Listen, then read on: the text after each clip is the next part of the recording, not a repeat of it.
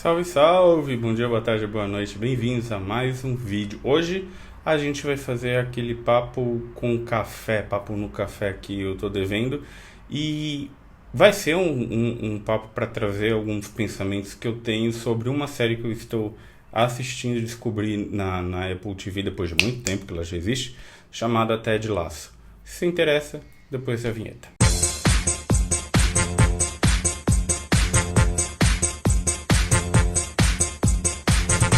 Muito bem. Ted Lasso. Ted Lasso é uma série que eu comecei a assistir acho que umas 2 semanas atrás, talvez.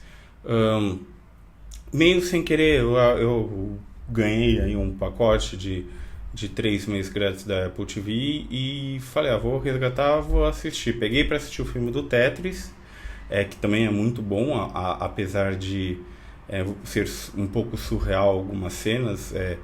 Por exemplo, os chefes da Nintendo correndo na União Soviética, diretores da Nintendo na União Soviética, mas faz parte do show, enfim. E aí eu falei, vou ver se Ted Lasso, todo mundo fala, já ouvi há algum tempo, já ouvi falar e tal, mas nunca quis assinar a Apple TV, então vamos ver. E comecei a assistir. E eu gosto da série, eu gosto dessa temática de séries que tem o personagem e uma função de braço direito que serve como contraponto à personalidade do personagem principal, que acaba sendo aquela pessoa que dá o conselho, que expõe as vulnerabilidades ou que traz um pouco de humanidade para dentro de uma figura de um herói que é o personagem principal. Então, da minha série favorita, que é Suits, que tem o Harvey Specter e o Mike Ross. Mike Ross serve essa de contraponto para os exageros que o Harvey Specter tem e vice-versa. Mas voltando, e aí eu parei para pensar, porque às vezes na minha vida profissional eu acabo procurando assim ter uma situação parecida, de mentor e mentorado, de braço direito e braço esquerdo, etc., as pessoas se ajudando, e acaba que no fim das contas, isso é um super parênteses, às vezes eu até me dou uma decepcionada. Eu às vezes penso nesse negócio de ter uma relação de mentor e mentorado, braço direito e tudo, e às vezes eu acabo na minha ingenuidade olhando e falando, isso não existe. Eu procuro ter com as pessoas, assim, então ter uma pessoa, por exemplo, um estagiário que é o Kioki, que trabalhou comigo no Viva Real e a gente trabalhou junto há muito tempo. Eu sempre olhava muito nessa maneira, mas às vezes também olhava outras pessoas como a gente teria esse mesmo tipo de relação, e ajudou, mas enfim, você acaba olhando no fim e falando, eu esperava que essa pessoa pelo menos perguntasse como eu estava. Mas enfim, desabafos à parte, voltando ao legal do Ted Lasso, né? Quando a gente olha para a história em si, o contexto da história se passa na Inglaterra, num time da Premier League da Inglaterra chamado Richmond, que trocou de direção. Então num divórcio, a ex-esposa tirou o clube do ex-marido, que era, nas palavras dela, o que o marido mais amava, então ficou com o clube e queria destruir o clube, e aí chamou o Ted Lasso para ser o treinador. Por quê? Porque o Ted Lasso ele era um treinador de futebol americano, da segunda divisão do futebol americano, obviamente nos Estados Unidos. Então não entendia nada do soccer, que é o futebol que a gente conhece. Então ele vai para lá sem nunca ter visto, sem nunca saber o que estava acontecendo, e vai ele e o auxiliar técnico dele, que faz essa função de braço direito. Chegando lá, ele começa o trabalho dele e vem aquela parte que eu tanto falo nos vídeos, que Ele chega e ele falou, preciso estabelecer a confiança no vestiário. Então as pessoas precisam confiar em mim, mas eu vou ser do meu jeito. Então, a primeira coisa que ele faz, ele cola uma placa feita na cartolina mesmo, uma mão escrita Believe, que é acredite, na porta da sala dele, então todo mundo bem no alto, assim, então todo mundo vê, e esse é o lema dele. E aí ele vai fazendo coisas como para conquistar as pessoas, mas de uma forma natural. Então, ele cozinha e leva biscoitos para chefe. Pode falar, porra, isso é uma puta puxa-saquismo, mas é uma maneira de demonstrar, porque é biscoito que ele cozinha, então determinado a chefe fica procurando aonde ele compra para não depender dele, mas é ele que faz a receita e etc. Um auxiliar de clube, né? Como se fosse um roomie que fica colocando água, lavando os uniformes, etc. Ele pergunta o nome da pessoa, que é o Nathan, e a pessoa fala, pô, ninguém nunca me procurou, perguntou o meu nome. Eu sei que algumas coisas vão acontecer na próxima temporada sobre essa relação, mas tem isso de notar, perguntar o nome, acreditar no potencial. Então ele vê, o cara tá lá no dia a dia, vê o time, etc.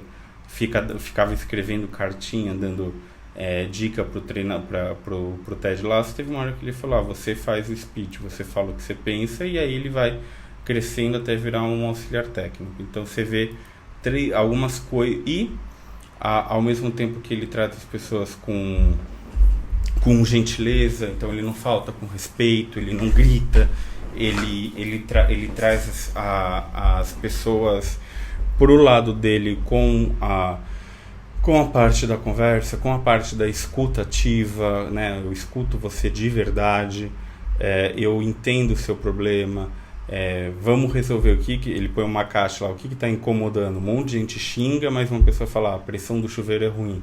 Ele vai e melhora. Uma pessoa deu uma sugestão, ele foi, melhorou a pressão do chuveiro. Então, são essas coisas que você vai conquistando a confiança e não desistindo, porque no início você é o estranho no ninho.